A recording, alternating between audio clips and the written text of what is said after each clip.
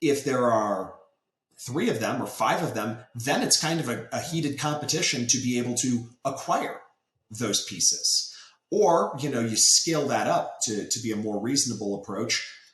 With silver American Eagles, one of the most commonly collected series of US bullion coins now, the 1995 W coin with a mintage of just over 10,000 pieces, that's a super in-demand coin because there are way more than 10,000 collectors. And at a price point in a grade of 69, it's affordable. It's sub $5,000. So it is within the reach of an average collector, even if they have to save up for a while to be able to acquire something like that. So people want it, but there's more people that want it than can get it, but it's attainable to them at the same time. It's not $1 million coin where people are never going to be able to afford it, but at a couple $1,000s, people say, I really want one to cap off my collection. It's super interesting, man. I love this. The fact that you have this sort of sweet spot on a lot of these coins, and the fact that some coins are just highly collectible, how they are, so that it changes that sweet spot. That example you just gave of 10,000 plus being ultra rare. It's the exact same thing as any collectible.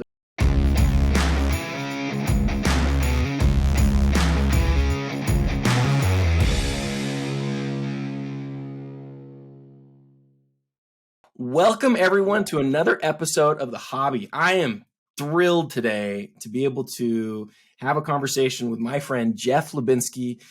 Jeff is one of the preeminent experts in the world of numismatics, of coins and paper money. And I'm interested to learn the lingo and learn a lot of things from Jeff. Jeff has done over 5 billion billion with a B in transactions here over the last decade in the world of coins and numismatics. Jeff, how are you doing today? Doing well, Adam. Thanks for having me on. Dude, I'm excited to learn about this world.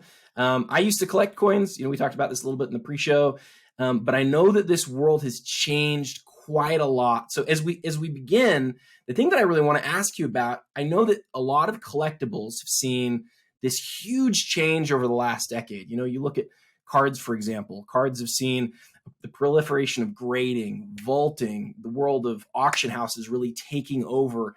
This world's changed for collectibles, and my guess is that coins have changed too. Can you start by telling us how this world of coins has changed over the last decade? Absolutely. So one thing that was interesting about the coin market that I think you had mentioned is a proliferation into cards. Auction houses. Auction houses have been a mainstay in coins for the last 100 years. Coins traded at auction even all the way back into the 1800s when U.S. coin collecting really kind of got started. Very early on, people realized that some coins were rare and started paying money, and there were a lot of mail order auctions at the time. And as the internet developed into the 90s, 2000s, and beyond, the proliferation in the coin market has been for weekly auctions, as well as kind of a more quarterly type cadence on higher value items, a signature type sale, with much higher value items, typically ordered around a major coin show. There's typically one or so a month, but there's a couple of very major ones, and those are the ones that kind of garner auctions where people will actually go to these shows, lot view, for the items that are there. They'll physically look at the coins in hand and get to actually look through the entire auction. And then the coin auctions in many cases are still actually run live. They have a live auctioneer running them, and they hammer the lots, and going once, going twice, sold. That's been the mentality for a very long time. So are you saying that you actually have, this is amazing to me, you're saying that there's like the majority of the people who are at these who are bidding in these auctions are still at the auctions? It's not happening, it's most of it's happening in person? The majority, no, not anymore. It Okay. certainly used to be the majority, even as the internet kind of really started developing in auctions. Mm. It's been really more recently for coins particularly that things have shifted to a wholly online basis. And a lot of different auction firms have started offering weekly auctions or monthly auctions Mm. that are done completely online without a live auctioneer. And the lots just all close at a time or maybe staggered. But yeah, that shift from the in-person auction with your auctioneer going once, going twice, gone, has been kind of in the last 10 to 15 years. You've Wow. seen less and less of that. So now most of the big coins are selling via online auction house.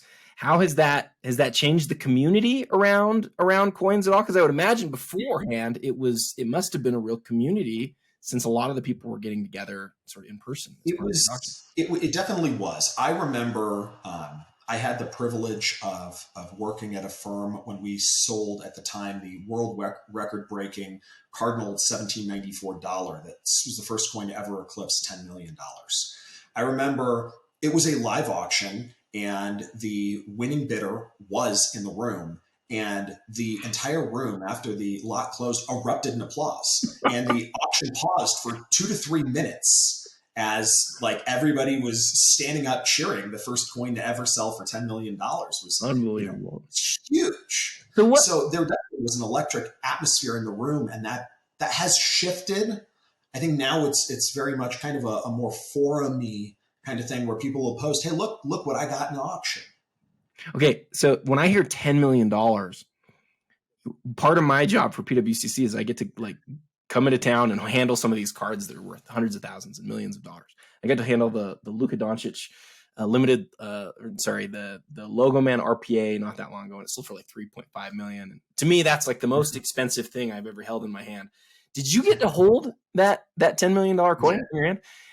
I actually went through the entire collection that it was a part of, which it was the only item over $1 million in that collection. However, there were probably a dozen or 2 dozen pieces in that Cardinal collection that were $100,000 to $250,000 plus coins in addition to that. So did they come into you like ungraded, or were they already graded? No.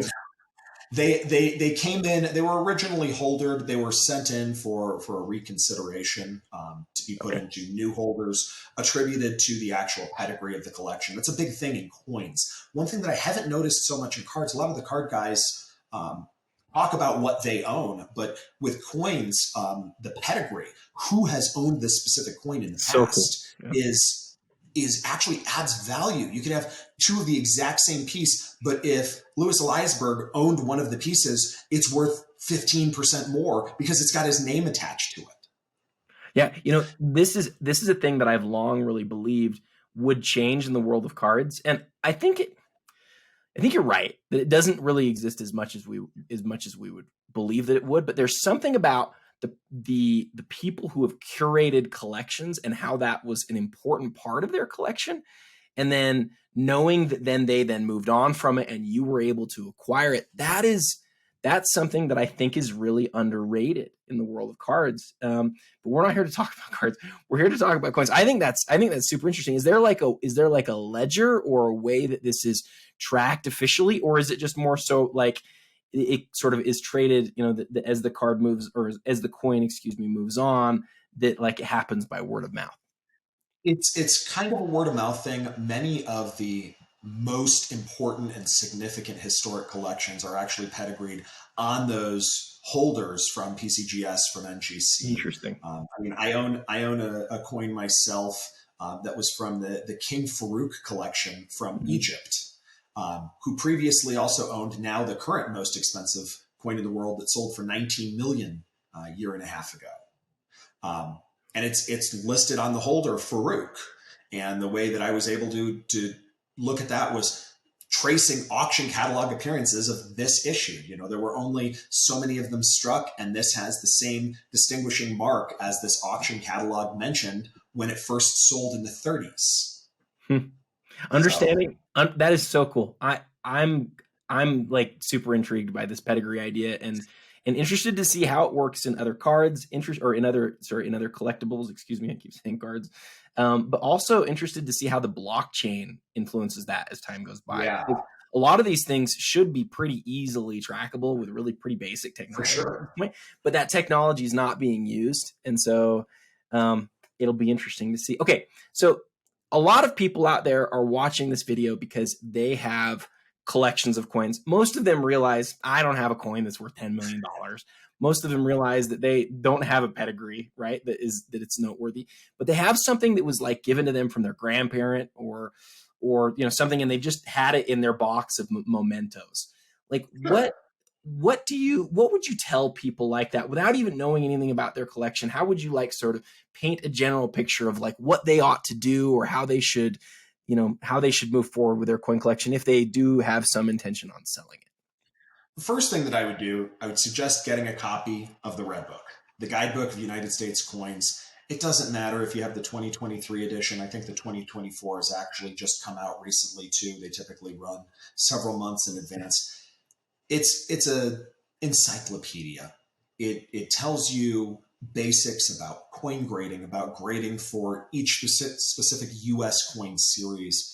It shows you examples of some of the valuable varieties. It gives you mintage information. It does have a price guide in it. The price guide in it is much more of a retail expectation of what you would expect to pay if you went out trying to look for that piece in that grade. But it can definitely give you an idea of, hey, I'm looking at these, and in the grade of 8, which I think we'll touch on grading a little bit later, but in the grade of 8, most of these are worth $3 and this one's worth 300. Maybe this is something that's much better now, or I have one of those. Is it worth 300? What kind of grade is mine? But the Red Book can give you a really great starting point. From there, local coin shops are truly a wealth of information. A lot of them, particularly with younger collectors, are thrilled to have youth in there. Will work with you. I worked with several when I was a young collector. I would go into the shop and they would spend time teaching me things. They would show me pieces that they had. They would say, here's what makes this real, or here's what makes this one not a real example. We keep, educational counterfeits in the back so that you can actually learn as a young person. Now with the internet, a lot of this information is available online. There's some fantastic resources with all of these details, with examples of ultra high resolution pictures of real and fake coins side by side, of coins with grades, with images of all of the different grades to figure that out. But you can start with the Red Book to figure out where to go. Then if you figure out you got something that's worthwhile, reaching out to, an auctioneer or a dealer with a solid reputation. I mean, Yelp and Google are good reviews on these companies. If they've got bad feedback, find a different one. Yeah. Really, really good advice. I'll tell you, I actually took my old coin collection into a local shop here about 3 months ago. I took one of my daughters with me, and it was like, let's go check out this coin shop. She was somewhat interested, and I was really impressed with the want to be able to engage with us. It's clear that they are trying to they want to see the hobby grow. And in the same way, for card collectors, the local card store is sort of the front line of the hobby. I think that's probably just as true here in the world of coins.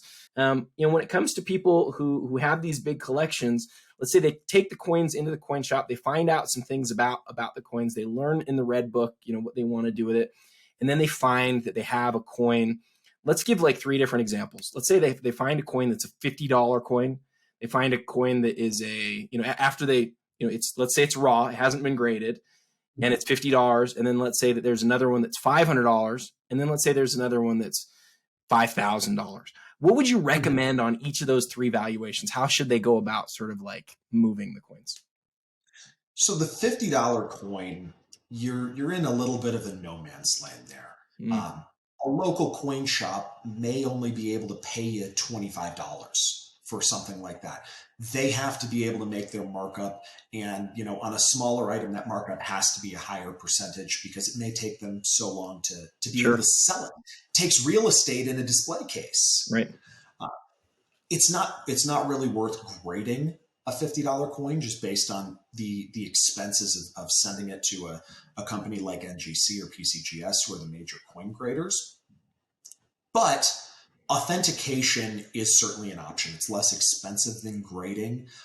At $50, it's still kind of a toss-up as to maybe whether or not that's worth it. I would probably say towards that $75 or $100 level, that definitely makes sense. But a local coin shop should be able to pay you a fair price on a $50 coin 100 times out of 100.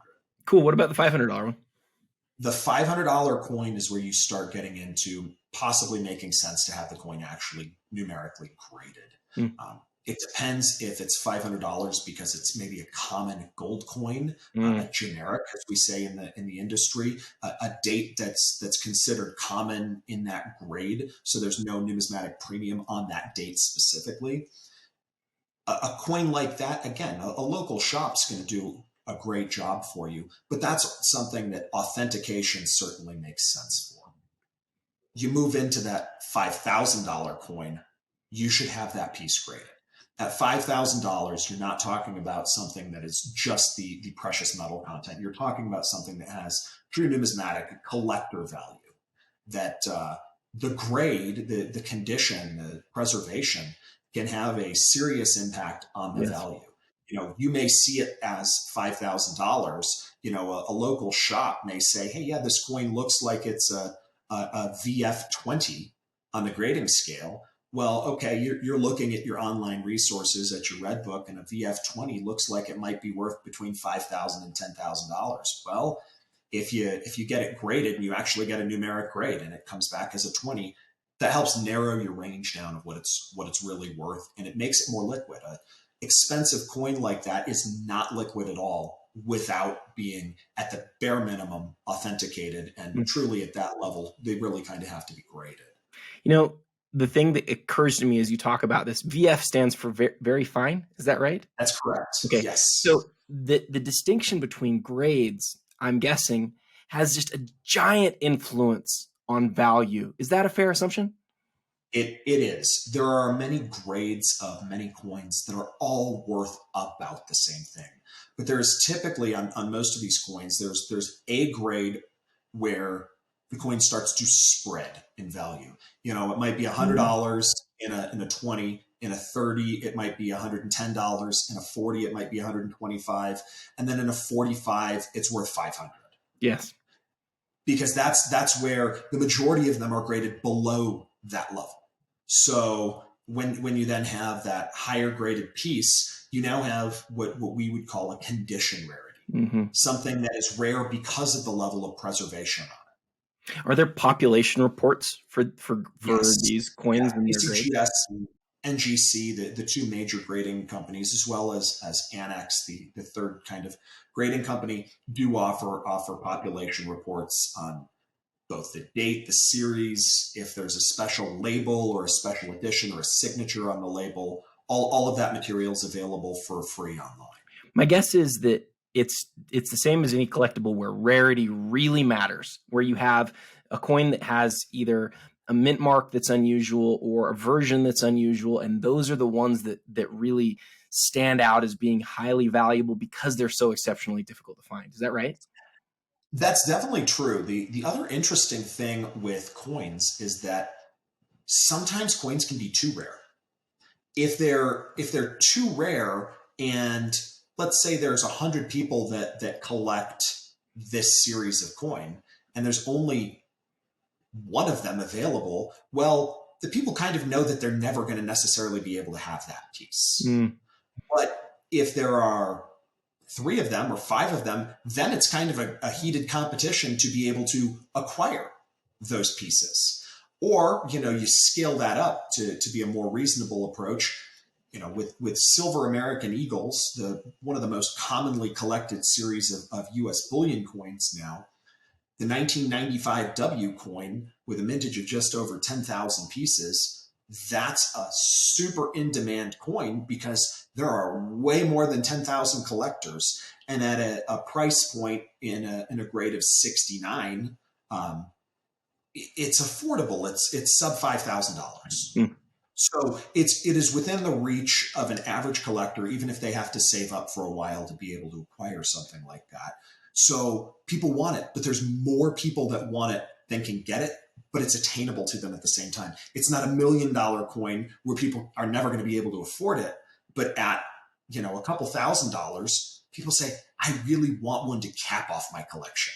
It's super interesting, man. I love this. The fact that you have this sort of sweet spot on a lot of these coins, and the fact that some coins are just highly collectible, how they are, so that it changes that sweet spot. That example you just gave of 10,000 plus being ultra rare. It's the exact same thing as any collectible. There's like bands of people that collect certain types of things.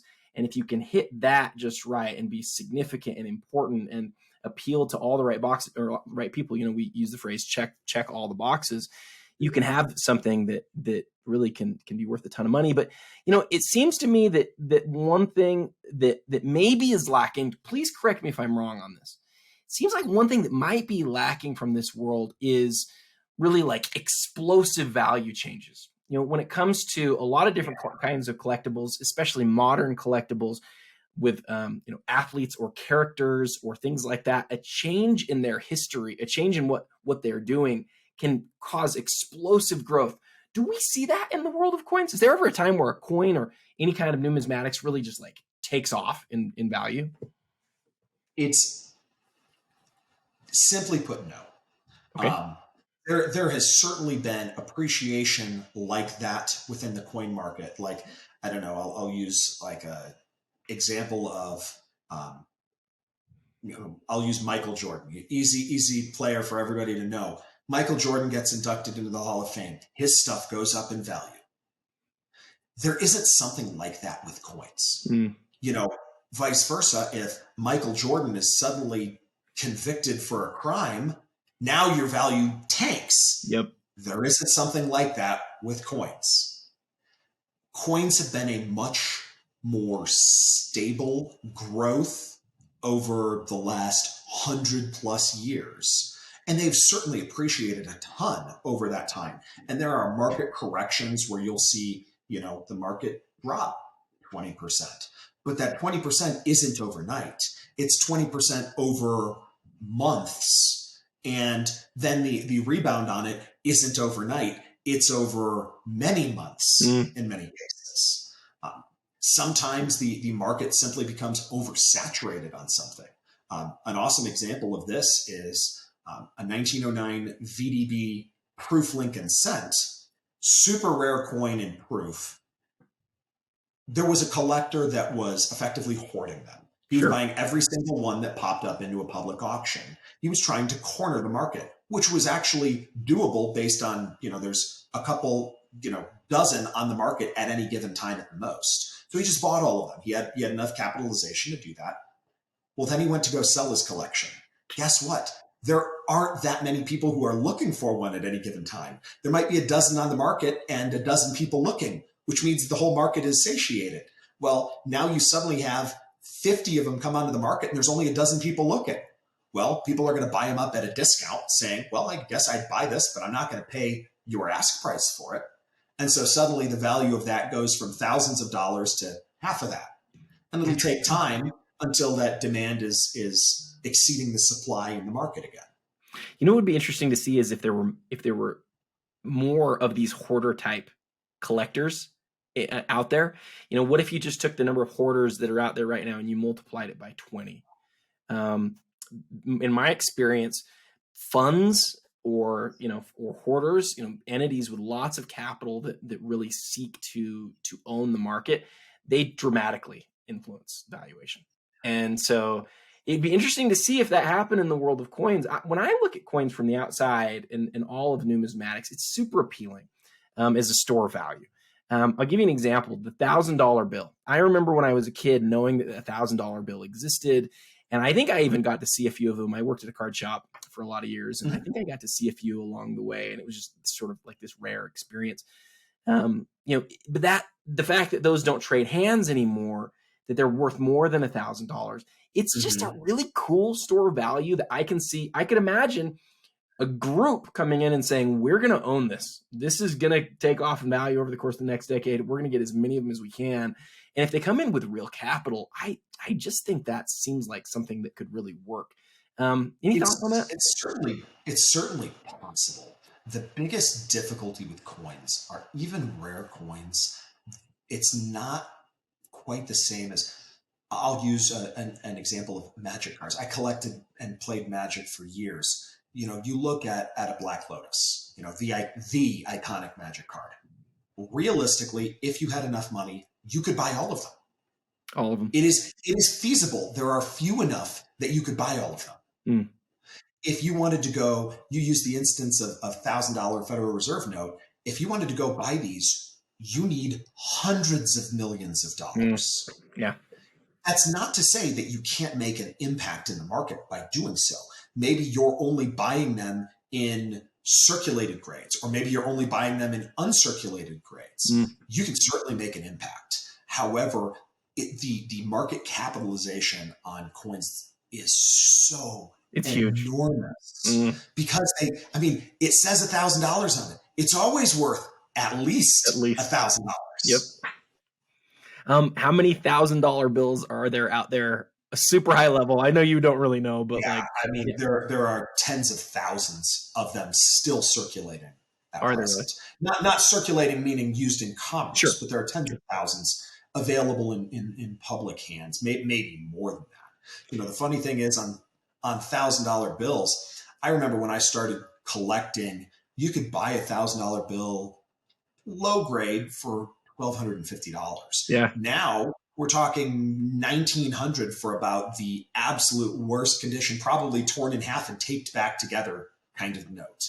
And it only goes up from there. So, like you said, again, that's over time. There's more demand than there are supply of those. Yeah. I think that's such a cool store of value. I do. I want to have $1,000 bill and put it in my office. I want to put it up and be like, hey, check that out. That's worth $1,000 in currency, but it's so rare. It's just such a cool collectible. When you think about gold coins and stuff, there's so many cool things in the world of coins. And I think people need to, sort of keep their eyes open. So on that note, let's say somebody's watching this episode. There's somebody who's, watched the show before because of the other kinds of collectibles that we talk about often. Let's say somebody's watching the show and they're like, I want to get into coins. What would you tell somebody who's starting? How should they go about it? What a loaded question that is. The $1,000 bill. There you go. It's an awesome conversation piece. I actually have a friend of mine who literally carries the lowest condition $1,000 bill I've ever seen in his wallet. And anytime somebody, asks him questions, he just pulls out a $1,000 bill and hands it to him. So there's pieces like that they're conversation starter type pieces. A 20-cent piece. I'm sure most of the listeners on here have probably never heard of a 20-cent piece, or a 2-cent piece, or a 3-cent piece, or a half-cent. There's awesome conversation pieces, and it's not just limited to U.S. coins and currency either. There's all sorts of interesting pieces from all over the world. One of the coolest pieces that I own is actually not one of the most expensive, but there were only 3 minted. It was a test piece from the 50s from the mint. And, I own one of the 3 examples that they struck. It's like a $500 coin, not super expensive, but super cool, interesting conversation piece. But the biggest thing for a new collector in coins is to kind of figure out, what do you like? What do you Maybe more importantly, what do you not like? I don't like just collecting things by date. So maybe you try collecting by type. Type collecting is an interesting caveat to the coin market, where people try and collect one of each design, but the date does not matter. So myself, I started out as a date collector. I put sets together. Then I turned into a type collector. Now I try and find the nicest example of each type of coin that I can, but I don't care about the date. And realistically, I'm not caring about the grade either. I'm looking at the actual piece and saying, is this eye appealing and attractive? That's the type of piece that I want in my collection. Sometimes I go years between buying coins. Other collectors, who are collecting dates, simply say, I just want to put together one of everything. There's a super interesting niche of coins called lowball collecting that you try and get the lowest graded example of every piece and put date sets together. So you see these, silver dollars graded poor 1, which is a 1 out of 70 on the coin grading scale, the absolute lowest that you can get before something is simply just deemed authentic. And people collect these, and some of these coins in poor 1 are worth more than coins in 8 or 10 or 12 because there's a demand to put together. This circulated in commerce. This was spent. This money got used. It tells a story. I love it.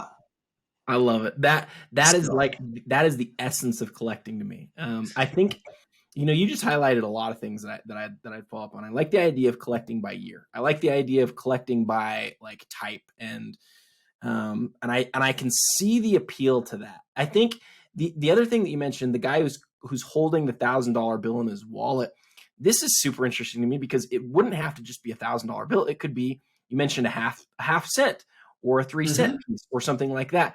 To have something so unique on you at all times that in the case of a half cent or a 3 cent piece or something like that, you can get for almost nothing. Like they're not expensive at all. $20. $20. Yeah. That I think is where, if I had to guess, just me just sort of spitballing here, but if I had to guess where coin collecting will go as time goes by, and where it's probably gone for a lot of people, has been a lot of people acquired something that was relatively cheap, found that it was one of the coolest things they ever had, got more into all of the details of it, and then moved on from maybe a 2 cent piece to wanting to get a half cent piece, to wanting to get a nicer half cent piece, to getting the first half cent piece, like just sort of moving up through that and constantly discovering elements in collecting that are really interesting to them in the world of coins and numismatics.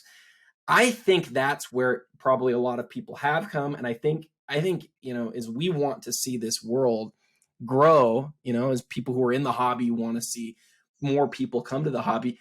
I think honestly, Jeff, that's exactly right. That's where people ought to start. Start at something that's really simple and learn, like research. Is there, you mentioned the Red Book. Are there other areas where you would say, hey, go check this out? This is a great way to get educated on some element in the world of numismatics. So the Red Book is probably the most accessible thing. Okay. There's a great resource from PCGS Coin Facts, that has, in many cases, encyclopedia entries from the top researchers and authors on every single date and mint mark of every single denomination of U.S. coins.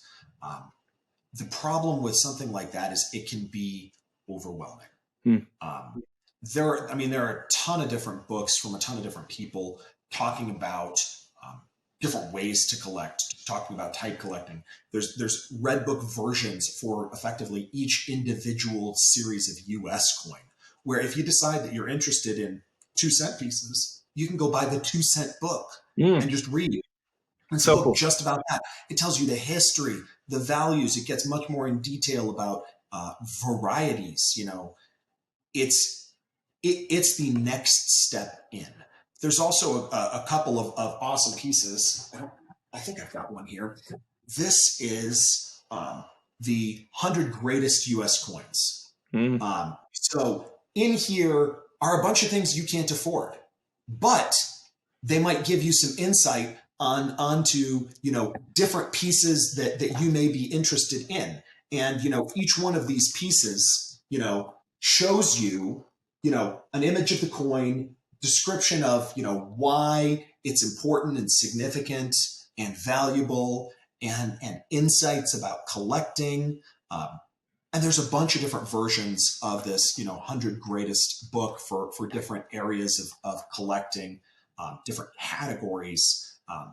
There's like 100 greatest modern coins, etc. Those are something that you can typically afford when you start collecting. So that's a cool place to start too.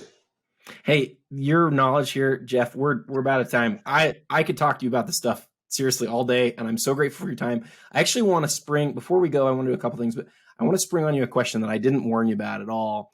So I hope that's okay. as you bring up that book, and as you're talking about like great coins, the thing that that like my mind goes to is in the world of a lot of other collectibles, we have things that we say that's iconic or that's super significant, and we have like lists and things like that. Mm-hmm. The question that I want to ask you is a little bit different. I want to ask you, like, I know you've got tons of people who come to you who say, hey, I'm looking for this or I'm looking for that. It doesn't have to be like based on a specific year or anything like that. But I wonder if you could tell us maybe like the top 5 coins that you're asked about, like, or I know you're rolling your eyes like, that's going to be a hard thing to put together. I get it. Yeah. But like 5 things that through the years, people are always like, this is a thing that I'm looking for and I'm interested in finding it, or things that people talk about when they're together at a show, coins that are just ultra, like people really are looking for. And maybe extend it to all of numismatics, not just the world of coins. What are the 5 things that people are always sort of interested in? The very first thing is going to be auction records. If an auction came out and a piece, whether a coin or currency, US or foreign, broke a record, and typically speaking, not just broke the record, obliterated the record, that gets talked about, especially within the coin dealer community. New discoveries on an error or variety, they're few and far between now, but they happen. And new discoveries of hugely significant coins. Actually, a friend of mine who's another dealer, probably 2 years ago now, was able to purchase a brand new discovery piece from overseas of a 1792 half dean.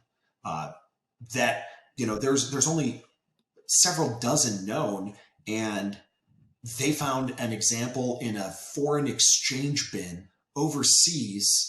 And it was a huge headline because not only was the coin fresh to the market and hadn't been sold in 200 years, but suddenly now like that whole series exploded because everybody's like, dang, that's super cool. And people start looking at their foreign exchange and everything like that. The other thing that's very commonly mentioned is generic gold. I had mentioned kind of earlier what a generic was, something where the date isn't necessarily the primary source of value. Generic gold coin is typically valued for its gold content and for its grade, but the date itself doesn't necessarily matter. Generic gold is a huge segment of the market. It's multi-billion-dollar a year. And so there's always talk about kind of what premiums are doing. Are people buying right now? Are premiums going up because there's a lot of demand? Is there not a lot of demand right now because maybe the stock market's doing better than coins have been performing? So gold is sinking, so premiums are dropping, and people are getting out of their physical coins because they're a significant store of value, like you were mentioning earlier. So those are kind of the big things. I know that's not 5, but those are the big kind of easy to swallow pills out of this. Yeah. Typically there's an auction highlight, even if it wasn't necessarily a record, something that just doesn't show up very often. It's a coin that's rare strictly from a mintage. Maybe there was a mintage of 20 or 50 pieces. So it's truly a rare coin, not just conditionally rare. Those typically make news and headlines as well. I'm going to throw one other sort of personal question out there, but I remember when I was a kid going into these coin shops, and there was this story about the steel penny that was so rare. Can you tell me what that is, what that story is real quick? Well, I answer it every day in emails, but yeah. So in 1943, the government needed copper for bullets in the middle of World War II. So they experimented in the years leading up with different compositions for the cent piece. Ultimately, it was decided to switch to a zinc-coated steel variety. Many of the ones that you find now, they're all dated 1943. Many of them are rusted, so many of them may look coppery in appearance. Steel cents actually stick to a magnet. The super rare versions that you're alluding to here are 1942 steel cents, of which I think there's 1 or 2 known. They're effectively pattern pieces that were test runs. There are some 1944 steel cents. those are very rare, very valuable. They have to stick to a magnet or they're fake, 100%. Many of them are skillfully altered 1943s that somebody really replaced that last digit with a 4. It's something that's been done for hundreds of years because the date can make a huge difference on coins. But the other thing that's valuable out of that is 1943 copper cents, because they weren't supposed to have been made. There's, I think, about a dozen or a dozen and a half of those known between the 3 different mints. One of them is unique. I believe the San Francisco piece is unique, meaning that there's only one of those known. There's, I think, 2 Denvers and a handful of Philadelphia issues. Those coins trade anywhere between 20,000 on up. Those shouldn't stick to a magnet. If you have a 1943 copper cent that you think might be real, if it sticks to a magnet, it's not real. It's plated. Many of the other ones are cast counterfeits. Many of the other ones are altered 1948s, where they scraped out the filling of the 8 to make it look like a 3. The first thing to do with something like that would be to take it to a local shop and get an opinion. If the local shop tells you it's no good, it's not good.